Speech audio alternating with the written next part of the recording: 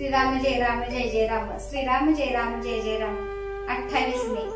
प्रपंच देवाचा मानून करावा। अमुक एक हवे किंवा अमुक एक नको असे न वाटणे याचे नाव वैराग्य। संकटकाळी हे संकट नसावे असे न वाटता परमेश्वराचे स्मरण असावे आणि त्याच्याजवळ हे मागावे की देवा मला तुझ्याजवळ काहीही मागण्याची इच्छा देऊ नको। देहाला मुद्दाम कष्ट देऊ नयेत, पण जेव्हा ते आपोआप येतात तेव्हा मात्र ते आनंदाने सोसावेत। पुरुरव्याने दुष्कृत्य केले आणि त्यामुळे त्याला वैराग्य प्राप्त झाले, तेव्हा त्याला दुष्कृत्य म्हणावे की सत्कृत्य? तरीही वैराग्य प्राप्तीचा वास्तविक हा काही मार्ग नव्हे हे खरेच।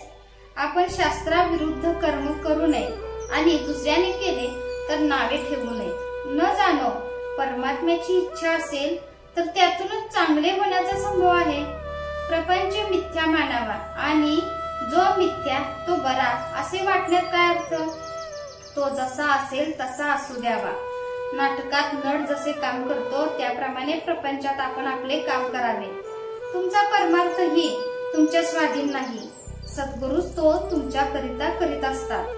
तेव्हा तुम्ही कशाच्याही काळजी करू नये, जे होईल त्यात आनंद मानित राहावे। सद्गुरु दर्शनाने पूर्व कर्मे पापे जळून जातात। तुमची पुढची काळजी सद्गुरु घेतात, तेव्हा पाठीमागची आठवण काढीत बसू नये आणि काळजी करू नये। समाधानात आणि आनंदात असावे। प्रपंच देवाचा मानून अभिमान रहितपणे तो करणे हा परमार्थ। परमेश्वराचे स्मरण ठेवून तोच करता आहे असे मानणे आणि सर्व काही त्याच्याकरिता करणे म्हणजे देवाला अर्पण केल्यासारखेच आहे। फक्त कर्माच्या शेवटीच कृष्णार्पण म्हणणे म्हणजे इतर वेळ त्याला विसरला असे नाही का होत? देवापाशी मला तू आपला म्हण, हे मन तुझ्या चरणी अर्पण केले, मला तुझ्याजवळ काहीही मागण्याची इच्छा न हो असे मागावे। नाही तर जो राज्य द्यायला समर्थ आहे तो त्याच्याजवळ केरसुनी मागितल्याप्रमाणे होईल। भगवंताची मनापासून प्रार्थना करावी, आपल्याला तो बरोबर मार्ग दाखवतो।